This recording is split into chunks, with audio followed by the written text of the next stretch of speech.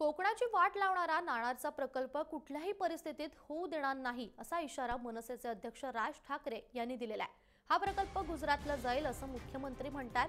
हा प्रकल्प गुजरातला न्या किंवा चंद्रावर न्या, आम्हाला त्याच्याशी काही घेणं देणं नाही असं राज ठाकरे म्हणालेले आहेत। पंतप्रधान नरेंद्र मोदी आणि भाजपवर देखील राज ठाकरेंनी कडक टीका केलेली आहे। जम्मू आणि काश्मीरमध्ये 8 वर्षांच्या मुलीवर बलात्कार केला जातो आणि भाजपचे नेते आरोपींना पाठीशी घालतात असा आरोप त्यांनी केला।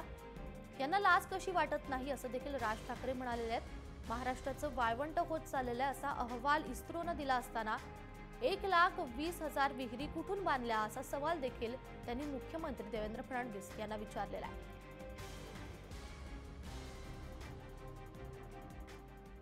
तरी पोलीस अधिकारी होता, त्या पोरीचा गळा दाबला गेला, तिला गळा दाबून ठार मारली, तरी ह्यांना विश्वास बसत नव्हता ही मेली आहे का। त्याच्यानंतर तिच्या डोक्यामध्ये दोनदा दगड घातला गेला। याच्यानंतर तिथला एक कोणीतरी अधिकारी तो म्हणतोय की नाही आता ती मेली आहे ना, आता मला परत एकदा रेप करायचा आहे। काय कोणत्या वातावरणात राहतोय आपण, आणि त्यांच्या पाठीशी सत्ताधारी पक्ष उभा राहतो। भारतीय जनता पक्षाचे आमदार त्यांच्या बाजूने उभे राहतात, जे बलात्कार करतात त्यांच्या बाजूने।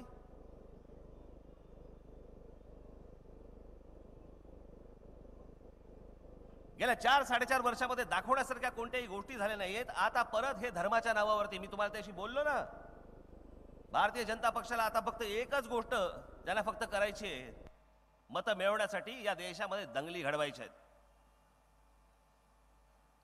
हिंदू मुसलमानांमध्ये दंगली घडवायच्या आहेत।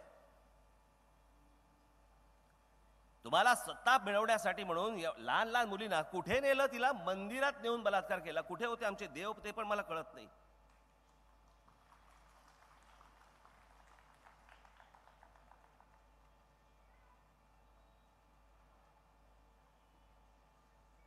आणि ते ज्या वेळेला आरोपींना पकडायला गेले त्यावेळेला माणसं जातात, त्या बलात्कारी लोकांचे, ते जे कोणी बलात्कारी आरोपी होते त्यांच्यासाठी म्हणून भारतीय जनता पक्षाचे काही इतर हिंदू मंच बिंच वगैरे तयार करून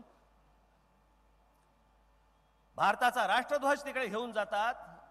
आणि भारत माता की जय, माता आहे ना ती,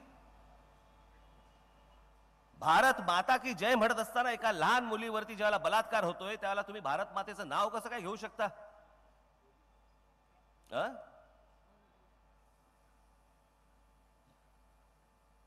काल काय लोकांची डोकी झालीत मला समजत नाही। मला कोणतरी एक केरळ मधला एका कुठच्याही कंपनीमध्ये काम करणारा एका माणसाने एक ट्विट केलंय।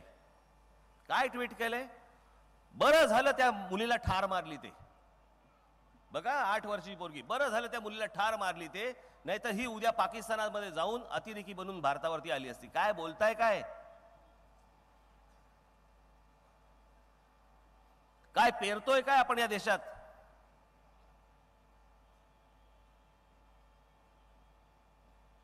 तुम्हाला निवडणुकांसाठी मुद्दे हवेत म्हणून या सगळ्या गोष्टी तुम्ही करताय। अरे हिम्मत असेल ना नरेंद्र मोदी सरकारची, जर हिम्मत असेल, जेवढे या देशामध्ये बांगलादेशी मुसलमान घुसलेत ना, एकदा हुसकावून तर दाखवा त्यांना।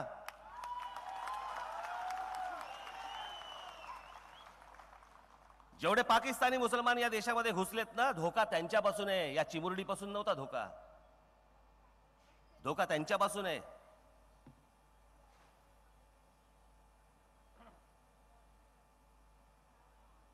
त्यांच्या बाबतीत काही करणार नाहीत, भाषण येऊन सांगणार, भाषणामध्ये सांगणार नरेंद्र मोदी,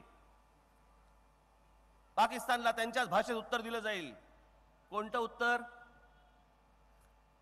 हेच नरेंद्र मोदी कार्यक्रम पत्रिकेमध्ये नसताना, विमानातनं जात असताना आठवलं नवाज शरीफांचा वाढदिवस आहे, विमान लाहोरला का कुठेतरी पाकिस्तानात उतरवलं, नवाज शरीफांकडनं केक कापला, केक दोघांनी एकमेकांनी खाल्ला, जेवले हे नरेंद्र मोदी पंतप्रधान झाल्यावर तिकडे, आणि इथे येऊन सांगताय तुम्ही पाकिस्तान शत्रू आहे म्हणून।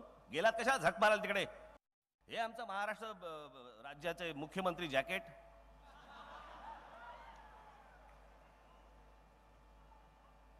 ते काल माझ्याकडे ते नाणारची लोक आले होते आपल्या प्रकल्पाबद्दल। आत्ताच सांगून ठेवतो, नाणारचा प्रकल्प महाराष्ट्रामध्ये कोकणामध्ये होणार नाही, म्हणजे होणार नाही, कोणत्याही परिस्थितीत होणार नाही।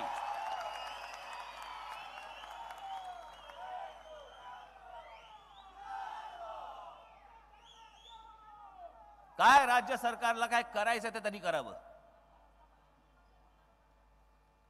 आणि आज आमचे मुख्यमंत्री काय धमकी देत आहेत, म्हणजे तो जर महाराष्ट्रामध्ये झाला नाही तर तो म्हणे प्रकल्प गुजरातमध्ये जाईल. का दुसरी राज्य मेली काय या देशातली? इथे नाही तर गुजरात. का नाही बोलले की गोव्यात जाईल? का नाही बोलले केरळात जाईल? का नाही बोलले तामिळनाडूमध्ये जाईल? का नाही बोलले आंध्र प्रदेशमध्ये जाईल? गुजरात. म्हणजे वरती सगळ्या गोष्टी ठरलेल्या, यांनी जर विरोध केला तर न्यायचा गुजरातमध्ये, सगळ्या गोष्टी गुजरातमध्ये.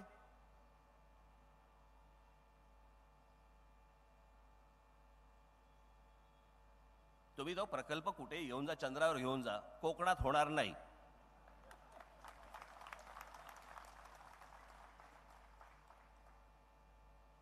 कुंपणच शेत खातंय.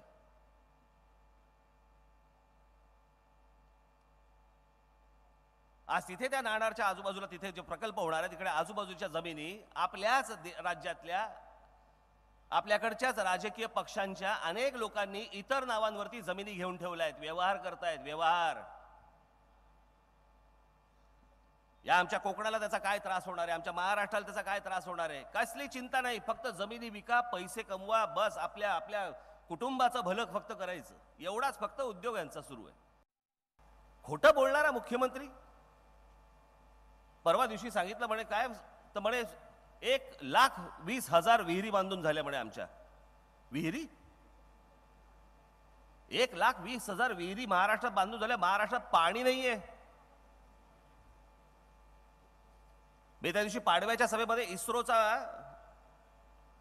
जो त्यांचा रिपोर्ट वाचला, त्याने सांगितलं मी महाराष्ट्राची परिस्थिती आता अशी आहे, महाराष्ट्रामध्ये जवळपास 44.9%. मी आता जरा थोडासा मुख्यमंत्र्यासारखा बोललो, कारण त्यांना मध्ये पूर्णांक घालायची काय आवड आहे मला माहिती नाहीये. का पिक्चर पाहिला का कुठचा? परवा दिवशीच पाहिला. कसा वाटला? पूर्ण पाहू नाही शकलो. 68.6 एवढाच चित्रपट पाहिला मी. त्याच्यात पण घालतात पूर्णांक.